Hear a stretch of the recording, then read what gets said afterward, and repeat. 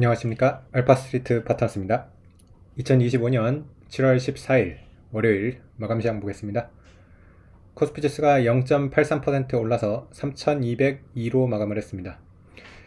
네, 다시 3200대로 진입을 했습니다. 코스피는 계속 좋아요. 네, 오늘은 외국인도 3500억 정도 사면서 외국인 매수도 좀 들어오고 있고요. 네, 그래서 뭐 무난하게 잘 올라가고 있습니다. 반면에 미국 증시가 좀 안 좋아요. 미국 증시가 참 힘이 없는데, 일단 금요일 미국 증시 보시면 빠졌습니다. 다우가 0.6% 빠졌고요. 나스닥은 0.2% 하락을 했습니다. 그래도 나스닥은 좀 괜찮은데, 다우가 확실히 약합니다. 다우는 계속해서 사상 최고치도 돌파를 못하고 있고요. S&P나 나스닥 같은 경우는 사상 최고치 돌파를 하기는 했는데, 뭐 거의 돌파를 그렇게 뭐 많이 넘지를 못하고, 네, 살짝 다시 이렇게 밀리는 그런 모습입니다. 그래서 상대적으로 다른 증시에 비해서 미국 증시가 굉장히 약하다고 이렇게 보여지고요. 지금 미국 선물 시장도 이렇게 빠지고 있어가지고 계속해서 미국 증시만 안 좋은 그런 상황이 계속되고 있습니다. 이 트럼프가 또 관세 얘기를 계속하죠. 뭐 브라질 50%뭐 그런 얘기도 하고 뭐 EU도 뭐 30% 이런 얘기를 하는데, 관세 얘기를 하면 할수록 네, 거의 뭐 미국만 빠지고 있습니다.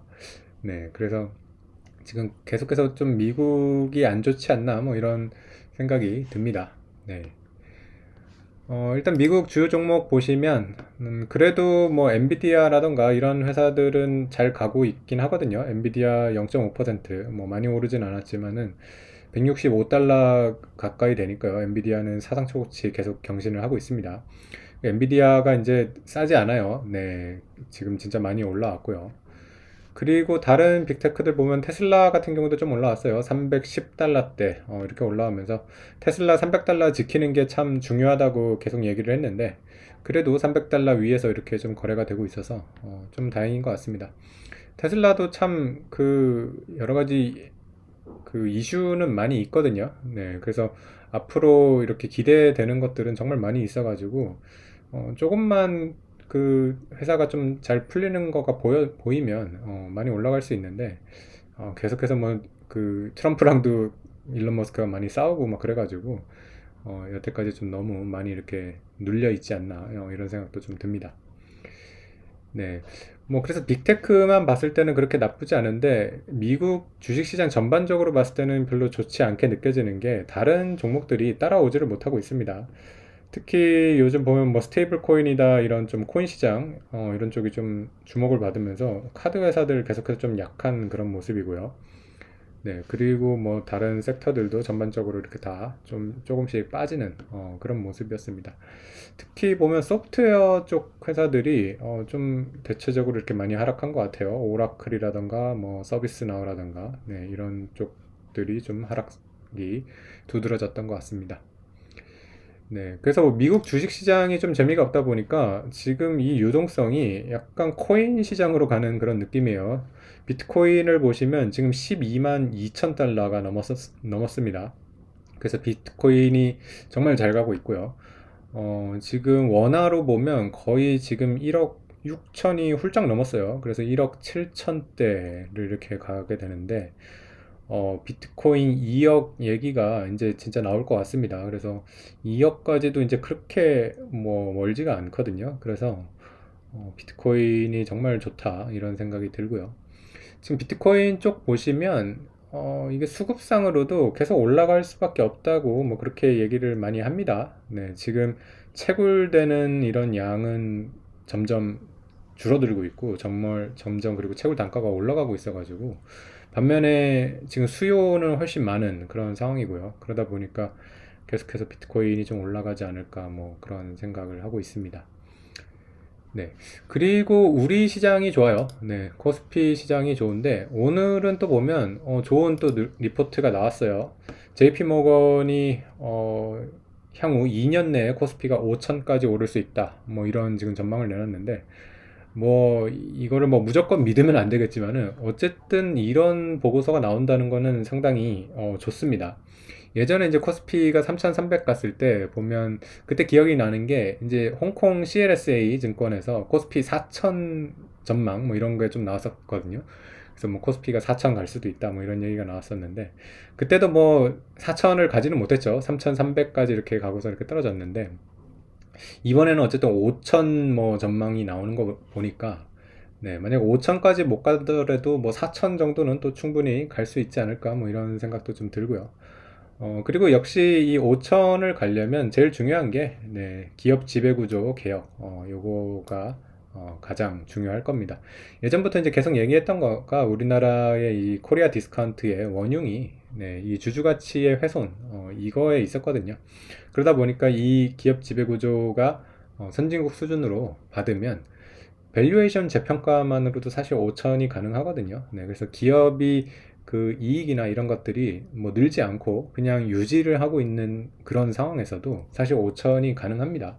지금 BPS 기준으로 코스피 이제 1배 수준이 한 3천 정도 되는데 1.7배 정도 받으면 5,100이거든요. 네. 근데 선진국 증시들 보면 사실 PBR 1.7배도 높은 건 아니에요. 뭐 2배 이상 받는 그런 증시들도 많이 있거든요. 대만 증시만 해도 PBR 기준으로 2배를 넘게 받고 있어가지고 우리나라 같은 경우는 뭐 2배를 받으면 6천이 넘으니까 뭐 지수 자체가 말이 안 되는 건 아닌데 다만 이제 우리나라가 PBR 2배라는 거는 뭐 거의 역사적으로 받아본 적이 없는 그런 밸류였던 거고요. 그리고 우리나라 이제 산업 특징상 사이클 산업이 많기 때문에 뭐 PBR을 그렇게 높게 쳐줄 수 없다 이런 여러 가지 반론이 많기는 한데 네 어쨌든 뭐 그 여러 의견들이 있지만은 네, JP 모건이라는 그런 나름 좀 유명한 이런 데서 코스피 5천 얘기를 하니까 네 상당히 좀 기대감을 이렇게 키우는 그런 뉴스지 않나 이렇게 생각이 됩니다. 네, 그래서 오늘 뭐 코스피 3,200 위로 이렇게 올라선 것도 상당히 좋은 것 같고요. 뭐 미국 주식이나 이런 데가 지금 별로 힘이 없는 거를 생각을 하면 네, 굉장히 지금 선방을 한다고 이렇게 보여집니다. 네, 오늘 특히 우리 증시 보시면 확실히 이런 기업 지배구조 이쪽에 관련해 가지고 그런 쪽이 이제 개선이 되면 올라갈 수 있는 종목들, 네, 그런 종목들이 많이 올라갔습니다. 특히 이제 삼성 쪽 지배구조 관련된 이런 회사들이 많이 올라갔는데요. 삼성물산이 6.6% 올라갔고요. 삼성생명 7% 상승을 했고요. 삼성화재는 9.5% 상승을 했습니다. 네, 이런 것들이 지금 다 이 기업 지배구조 개혁이랑 관련이 있습니다. 특히 삼성화재 같은 경우는 자사주가 의무 소각이 되면 자사주 소각만으로도 상당히 올라갈 수 있는 그런 여력이 있고요. 그러다 보니까 뭐 이미 많이 오르긴 했죠. 삼성생명 같은 경우도 최근 저점에서 2배 이렇게 올라왔고 지금 웬만한 지주사들이 이렇게 2배 정도 올라온 회사들이 많아요. 네, 그래서 여기서 이제 더 갈 수 있냐 뭐 이런 지금 반론도 있을 것 같은데 그만큼 지금 우리나라 지주사가 저평가돼 있고 그런 상황이라서 사실 뭐 미국식으로 재평가를 받는다 그러면 지주사가 뭐 5배, 10배 갈 수도 있다는 그런 얘기도 있거든요. 네. 그래서 뭐 최대 이제 상한선은 거기까지 보는 건데 과연 우리나라가 어느 정도 개혁을 이뤄낼 수 있을지 네, 거기에 따라 가지고 앞으로 또 주가가 움직일 수 있을 것 같습니다. 네, 그래서 뭐 그런 좀 자사주 의무 소각이나 이런 지배구조 관련된 이런 종목들이 좀 많이 올랐던 것 같고요. 다른 뭐 산업 쪽 이런 섹터들 종목들 보시면 하이닉스가 그래도 30만 원까지 이렇게 찍으면서 엔비디아를 그래도 좀 따라가는 모습이었고요. 삼성전자는 뭐 보합 수준이라서 그렇게 큰 움직임은 없었습니다. 그리고 금융주 같은 경우도 좀 올라왔습니다. KB금융 1% 상승했고요. 신한지주 3.6%, 하나금융지주도 2.5% 이렇게 상승을 했습니다. 금융주는 워낙 뭐 주주환원 잘 하고 있는 기업으로 유명하고요. 그래서 앞으로 이런 기조로 쭉 간다 그러면 네, 우상향은 계속 할 수 있을 거라고 이렇게 보입니다. 다만 뭐 최근에 너무 많이 올라왔기 때문에 어느 정도 횡보나 조금 조정이 나올 수는 있는데 결국에는 시간이 뭐 2, 3년 지나서 보면 금융주는 지금 수준보다 올라와 있을 가능성이 높다고 이렇게 생각이 됩니다. 네, 그리고 보험 쪽이 대체적으로 다 좋긴 했는데 오늘 메리츠 금융주주도 오랜만에 4%대 오르면서, 메리츠 금융주주는 사실 원래 좀 잘 하던 기업이라서 재평가를 받지는 못해가지고 상대적으로 다른 금융주주에 비해서 되게 못 올라왔거든요. 네, 근데 결국에는 뭐 실적이나 이런 펀더멘털이 좋아진다 그러면 메리츠 금융주주도 계속해서 좀 갈 수 있을 것 같고요. 네. 반면에 조금 그동안 시장에서 주목을 받았던 주도주들 이런 쪽들이 좀 약했어요. 네이버 같은 경우도 오늘 1.5% 빠지면서 네이버도 조금씩 계속 조정을 받고 있는 모습이고요. 카카오도 오늘 2.8% 이렇게 빠졌습니다. 특히 카카오나 카카오페이 같은 경우 좀 많이 빠졌는데, 이게 이제 원화 스테이블 코인에 대해서 좀 기대감이 있다가 결국에는 스테이블 코인이 달러 기반이 지금 주목을 받는 거지, 원하는 이게 잘 될까 뭐 이런 생각도 좀 들어서 다시 좀 시장에서는 너무 좀 시기상조가 아닌가 이런 생각으로 좀 빠지는 것 같고요. 네, 그리고 뭐 조선이라던가 이런 쪽도 지금 음, 약간씩 이렇게 조정을 받고 있습니다. 오늘 뭐 그렇게 빠지지는 않았는데 계속 좀 횡보하고 있거든요. 현대중공업이 약보합 수준이었고요. 하나오션은 살짝 빠졌고요. 한국조선해양이 그나마 1% 이렇게 상승하는 그 정도 움직임이 보였습니다. 네, 그리고 두산에너빌리티 원자력도 보합 수준이라서, 네, 지금 그동안 잘 올라왔던 이런 주도주 쪽들이 좀 쉬어가는 그런 모습이에요. 하나에어로스페이스도 거의 보합 수준 이 정도였습니다. 그래서 지금 뭐 방산, 조선, 원자력 이쪽이 올해 뭐 상반기에 우리나라 증시를 계속 이끌었었는데, 여기서 이제 더 가느냐 아니면 이제 모멘텀이 끝나느냐 뭐 그런 지금 기로에 서 있는 것 같습니다.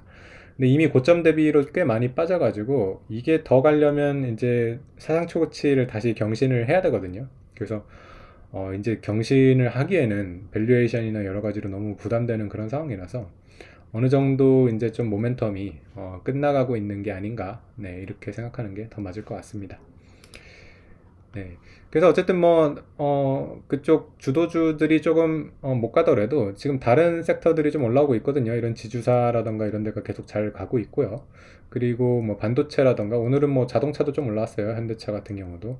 이런 데가 좀 올라오면 코스피 지수 자체는 더 올라갈 수도 있습니다. 네. 그래서 뭐 지금 글로벌 증시에서 우리 증시가 상당히 지금 아웃퍼폼을 하고 있는 그런 상황이라서 좀 코스피는 계속해서 좀, 네, 관심을 가져야 되는 그런 상황이 아닌가 싶습니다. 네, 오늘 시황은 여기까지 하겠습니다. 감사합니다.